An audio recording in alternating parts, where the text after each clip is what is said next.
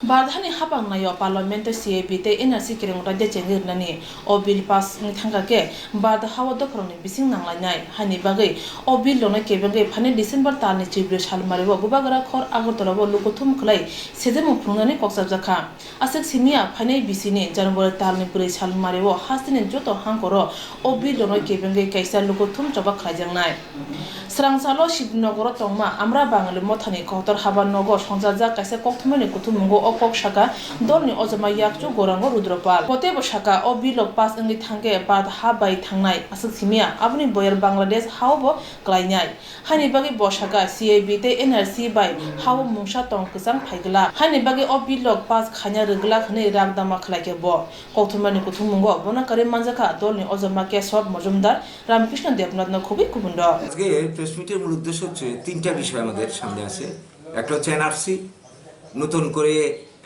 অমিত শাহ যে ঘোষণা দিলেন গত 20 তারিখে ঘোষণা দিলেন রাজ্যসভাতে যে গোটা দেশ জুড়ে এনআরসি চালু করা হবে এটি কথার আগে থেকে বলেছিলেন আবার নতুন করে মানে রাজ্যসভাতে ঘোষণা দিলেন সেই সঙ্গে তিনি বললেন নাগরিক সংশোধনী বিল আনবেন নাগরিক সংশোধনী বিল এনে তারপর এটা আবার চালু করবেন এবং আরো বললেন যে অসমে যেটা হয়ে গেছে এর আগে এনআরসি মাধ্যমে 19 লক্ষের উপরে বাঙালির ভোটার নাম কাটা গেছে রাষ্ট্রীয় নাগরিক চিহ্নিত হয়েছে সেখানে আবার নতুন করে এনআরসি করা হবে তো এই যে তুগলুকি ব্যাপার আরম্ভ হয়েছে এইটা আমরা কোনোভাবে মানতে পারি না কারণ এটাকে কেন্দ্র করে অসমের বুকে এ পর্যন্ত 100-র কাছে ধারে মানুষ শুধু আতঙ্কে মারা গেছে এবং যাদের নাম কাটা গেছে যারা বিদেশি চিহ্নিত রাষ্ট্রীয় চিহ্নিত হয়েছে তাদেরকে হাজার হাজার মানুষকে ডিটেনশন ক্যাম্পে তুলে নিয়ে গিয়ে এদের উপর কি ধরনের অমানবিক নির্যাতন করা হয়েছে সেই সমস্ত খবর আমাদের থেকে আপনারা জানেন ভালো করে এটা কেন করা হলো তারপর 1600 কোটি টাকার উপর খরচা করা হলো এটার পেছনে কি মানে আছে এই সমস্ত এই টাকার অপচয় জাতীয় সম্পদের অপচয় এরা কেন করলো এই সমস্ত তুগলুকি ব্যাপার যদি করতে হয় তাহলে আগের থেকে কেন এরা এই চিন্তাটা করলো না করে কেন এই সর্বনাশটা করলো দেশের অর্থের অপচয় জনসংখ্যার মানুষের হানি এবং এই আতঙ্কে পশ্চিমবঙ্গ অনেকে মারা গেছে এর মধ্যে এইটার পিছনে কি উদ্দেশ্য আছে আবার নতুন করে এনআরসি কি করবে তারা এবং যে জিনিসটা এখন ওরা বলতে চাইছে 51 সালে যে উদ্যোগটা নেওয়া হয়েছিল এনআরসি করার জন্য সেইটাই তারা করবে আমাদের আশঙ্কা যে 51 সালকে হয়তো তারা এখন বেসিয়ার করবে আগে যেটার দিন বলা হয়েছিল 71-এর 25শে মার্চ সেখান থেকে তারা সরে গিয়ে এখন 51 সালের দিকে যেতে পারে এটা আমাদের আশঙ্কা যদি তাই হয় এবং ত্রিপুরা বলেছে ত্রিপুরা সহ সারা ভারত হবে তাহলে ত্রিপুরা 1 নম্বর পজিশন আছে এখন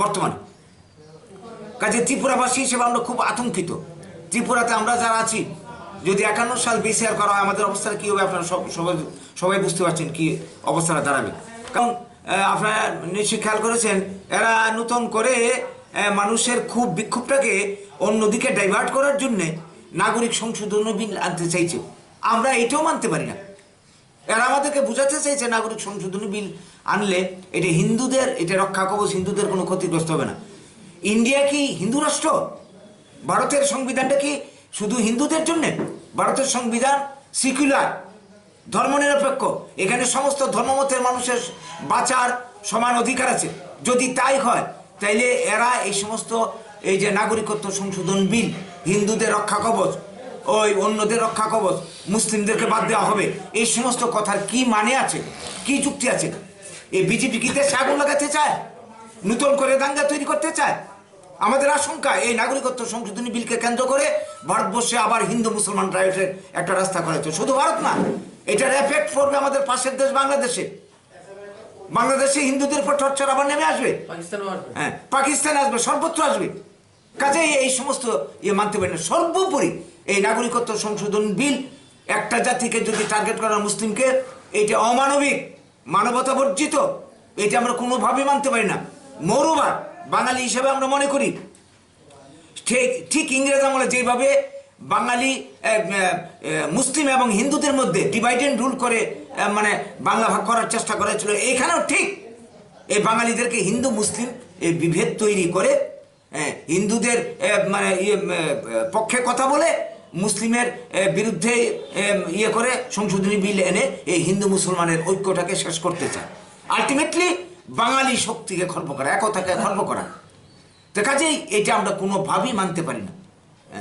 তারপর হচ্ছে কি আরেকটা জিনিস আপনারা জানেন, ওই যে ত্রিপুরাতে ত্রিপুরার শুশুরি চলছে, এইটাকে মদত দেওয়া হচ্ছে পেছন থেকে পরোক্ষভাবে, বিভিন্নভাবে ওরা মদত পাচ্ছে।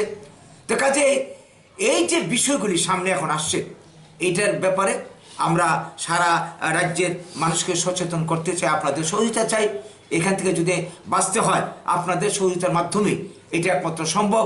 আমরা চাইছি সবাইকে নিয়ে, হিন্দু বুঝি না, মুসলিম বুঝি না, আমরা ট্রাইবেল বুঝি না, বাঙালি বুঝি না, আমরা সবাই ত্রিপুরার মানুষ, আমরা সবাই ভারতের মানুষ, আমরা সবাই ত্রিপুরার সান অফ দি সয়েল, ভারতেরও আমরা প্রাচীন অধিবাসী, অবিভক্ত মানুষের ভারতের। কাজেই আমরা এখানেই থাকবো, সবাইকে নিয়ে সমান অধিকার নিয়ে থাকবো। বিজেপি এই যে কাণ্ড কারখানাটা শুরু করেছে ভারতবর্ষের মধ্যে, আজকে ভারতের হালটা কি? অর্থনীতি ডিপ্রেশন চলছে, চরম ডিপ্রেশন চলছে। অন্যদিকে ডাইভার্ট করার জন্য বিজেপি এই সমস্ত করছে বলে আমাদের হিসাব, আমাদের অনুমান। মানুষের দৃষ্টিটাকে ভিন্ন দিকে ঘুরিয়ে দিতে চায়, তার জন্যে এই সমস্ত সংশোধনী বিল, এই সমস্ত কিছুর ব্যবস্থা একের পর এক করে চলেছে।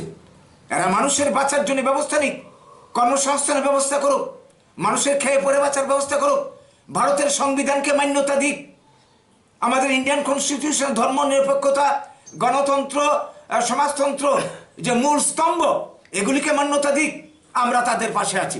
তা না করে রাজনৈতিক স্বার্থে এরা যেটা শুরু করেছে, এটা আমরা মানতে পারি না কোনোভাবে। এই বিভেদ আমরা মানতে পারি না। বিজেপির কর্মসূচি কি? এই বিজেপির রাজত্বে এই কবছরে ধনী ধনী হয়েছে। মুকেশ আম্বানির ক্যাপিটাল কত ছিল বিজেপি আসার আগে? এই 6 বছরের কথা যদি বলি, মুকেশ আম্বানির ক্যাপিটাল দ্বিগুণ হয়ে গেছে। অন্যদিকে যারা গরিব, তাদের অবস্থা দিনকে দিন খারাপের দিকে। আপনারা জানেন জিনিসপত্রের দাম হু হু করে বাড়ছে। হ্যাঁ, অমিত শাহর যে ভূমিকা বর্তমানে, অমিত শাহর ছেলের ক্যাপিটাল থেকে কোথায় চলে গেছে। কাজে এই যে অবস্থা চলছে, তাদের হাতে কোনো কর্মসূচি নেই। এরা পুঁজিবাদের ধারক এবং বাহক, মনোবাদ, হিন্দি সাম্রাজ্যবাদের এরা কি বলবো প্রসারক। এরা চাইছে ভারতবর্ষকে হিন্দিটাকে এখন অন্যদের ভাষাকে দাবিয়ে, বাংলা সহ অন্য ভাষাকে দাবিয়ে এরা হিন্দি ভাষাকে এখানে প্রতিষ্ঠা করতে চায় সারা ভারতে। আপনারা জানেন এর আগে বিদ্যালয় স্তরে গত মাস 2 আগে বাধ্যতামূলক করার চেষ্টা করেছিল হিন্দিকে।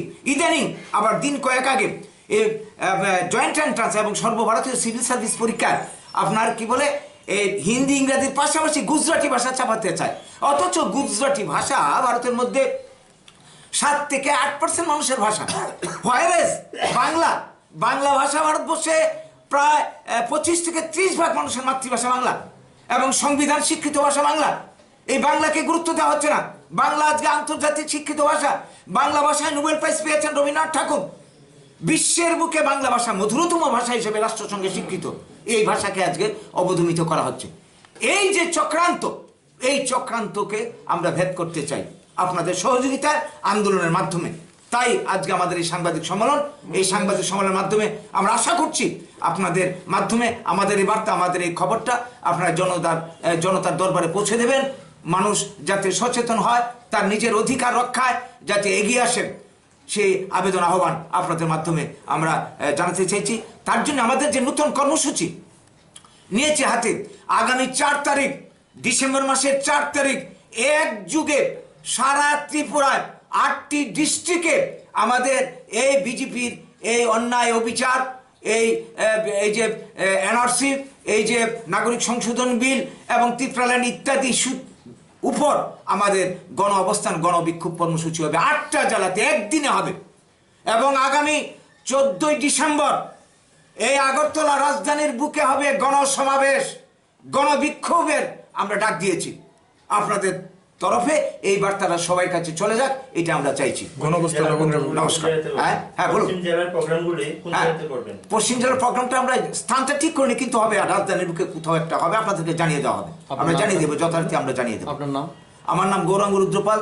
আমরা বাঙালি ত্রিপুরা রাজ্য কমিটির সহসচিব।